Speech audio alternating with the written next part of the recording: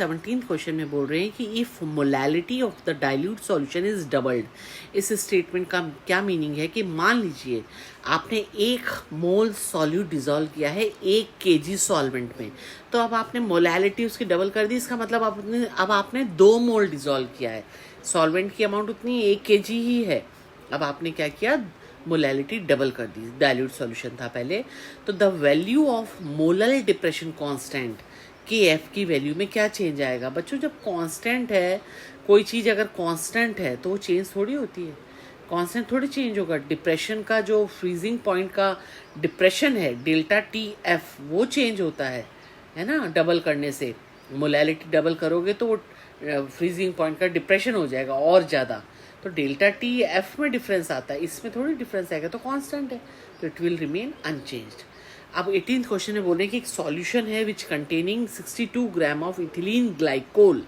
अब पहले आपके मन में ये प्रश्न आ रहा होगा कि आखिर इथिलीन ग्लाइकोल होता क्या है। देखो, इथिलीन ग्लाइकोल होता है इथेन 1,2 डाइओल। ठीक है, इसका फॉर्मूला है ये स्ट्रक्चर फार्मूला और ये मॉलिक्यूलर फार्मूला। तो इसके जब मॉलिक्यूलर फार्मूला से कैलकुलेट किया तो आपके पास आया 62।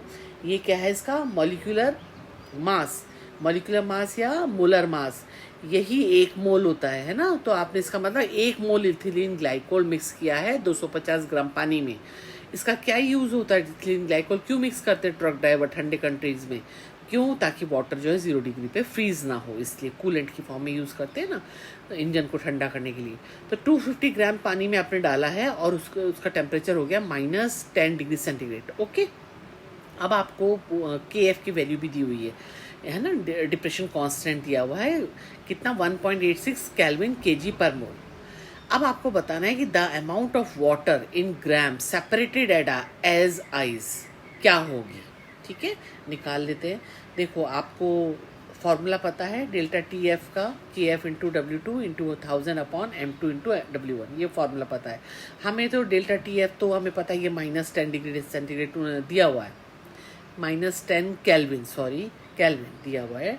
तो हम W1 निकालना है हमें, तो सॉल्वेंट कितना है -10 केल्विन पे, है ना। W1 क्या है, सॉल्वेंट का ग्राम्स में।